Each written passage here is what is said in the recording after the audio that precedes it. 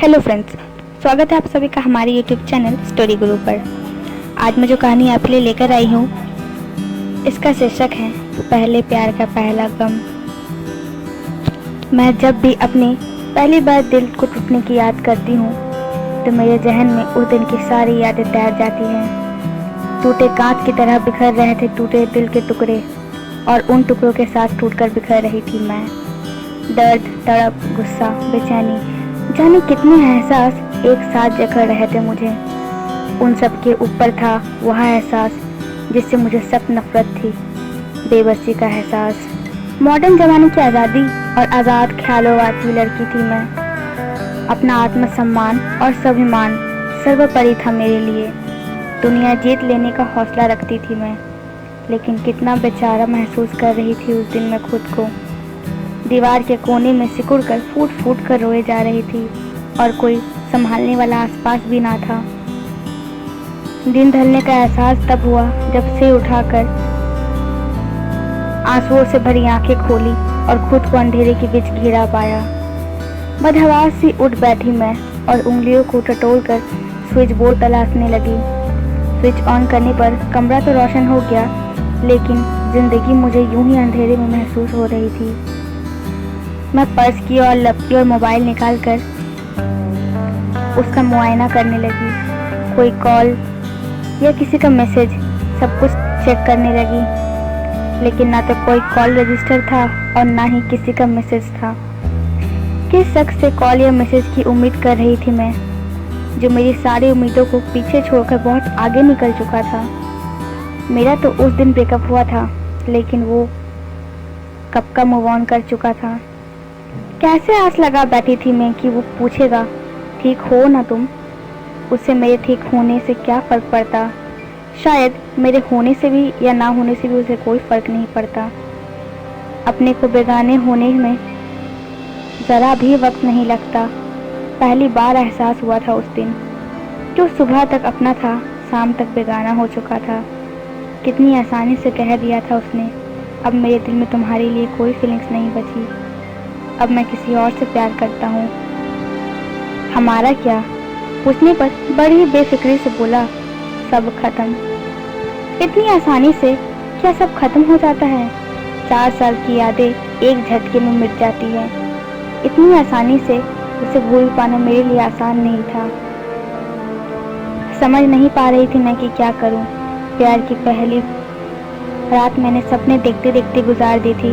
अब ब्रेकअप की रात कैसे गुजारूं, समझ नहीं पा रही हूँ।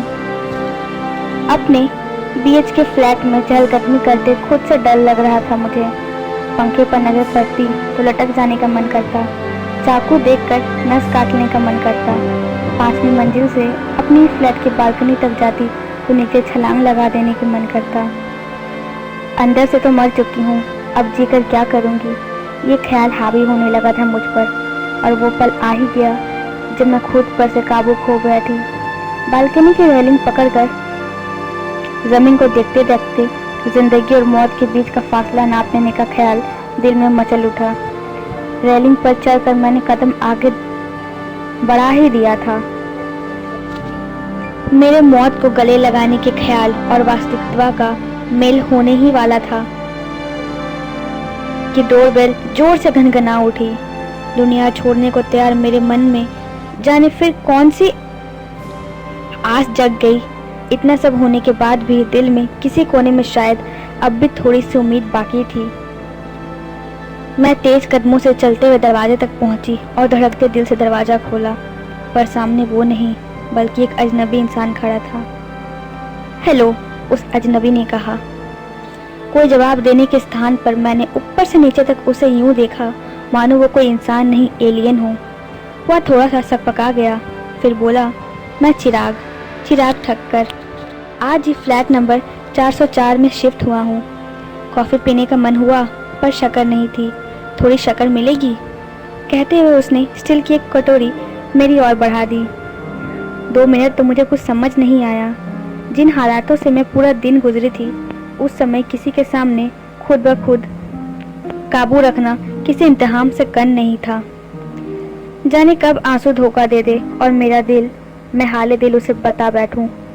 इसका कोई भरोसा नहीं था। उसने कटोरी मेरी आंखों के सामने रखी तो खुद को संभालते हुए मैं बोली, श्योर, और उसके हाथ से कटोरी लेकर किचन में चली गई। किचन में जाकर सबसे पहले किचन सिंक से अपना चेहरा धोया, अपने बाल ठीक किए, फिर कटोरी में शक्कर भरकर वापस दरवाजे पर आ गई। वो इधर उधर देखता हुआ दरवाजे पर ही खड़ा था। मैंने कटोरी उसके हाथ में दे दी, लेकिन वो अब भी वहाँ खड़ा था। फिर वो धीरे से बोला, वो क्या है, कॉफ़ी पाउडर भी नहीं है घर पर, थोड़ा सा कॉफ़ी पाउडर भी मिल जाता तो बड़ी मेहरबानी होती। मैं बिना कुछ बोले किचन में चली गई और कॉफ़ी पाउडर का एक पाउच लाकर वापस दरवाजे पर आ गई और उसके हाथ में थमा दिया। मुझे लगा कि वो शुक्रिया अदा करेगा और फिर वहाँ से चला जाएगा, लेकिन वो खड़ा ही रहा। मैंने सवालिया नज़र उस पर डाली तो खिसियाते हुए वो बोला, थोड़ा सा दूध मिल जाता तो कॉफ़ी बन जाती मेरी। ये सुनकर मैंने उसके हाथों से शक्कर की कटोरी छीन ली और वो मुझे बस देखता ही रह गया। किचन की तरफ जाते हुए मैं उससे बोली, आप ड्राइंग रूम में बैठिए, मैं आपके लिए कॉफ़ी बना कर लेकर आती हूँ। नहीं, आप क्यों तकलीफ करेंगी? उसका दूसरा वाक्य पूरा होने से पहले ही मैं किचन में प्रवेश कर चुकी थी। उसके कदमों की आहट से मैंने जाना कि वो अंदर आ रहा है। अंदर आकर वह ड्राइंग रूम में रखे सोफे पर जम गया। मैं किचन में कॉफ़ी बनाने लगी। आपने घर को बहुत अच्छे से सजाया है, उसने ड्राइंग रूम में बैठकर बहुत तेज आवाज में कहा, ताकि उसकी कही बातें मुझे किचन में सुनाई दे। थैंक्स, मैंने किचन से जवाब दिया। एक महीने ही खरीदा था मैंने ये फ्लैट। किराए के घर की टेंशन लेना मेरे बस में नहीं था, इसलिए थोड़े पैसे जमा होते ही मैंने ये फ्लैट ले लिया। यदि जॉब के सिलसिले में कहीं और जाना हुआ तो इस फ्लैट को किराए पर देके मैं चली जाऊंगी, मैंने उससे कहा। फिर मैंने कहा, छोटे से इस फ्लैट को बड़े प्यार से सजाया था मैंने। पूरे 14 दिन लिए थे मैंने इसे सजाने में और इसको घर की तरह बनाने में। अब तक किसी को नहीं बुलाया था। सोचा था पूरी सजावट कर लेने के बाद सबसे पहले अपने प्यार को दिखाऊंगी, लेकिन ऐसा होने से पहले ही वो मेरा एक्सपायर हो गया। उसने मुझे छोड़ दिया। अपने फ्लैट की सजावट की सबसे पहले तारीफ जिससे सुनना चाहती थी, अब वो मेरे आसपास नहीं था। जो था वो एक अजनबी, लेकिन शायद कुछ चीज़ें किस्मत में ही लिखी होती है। इस अजनबी से अपने घरिंदे की तारीफ सुनना शायद मेरी किस्मत में लिखा था।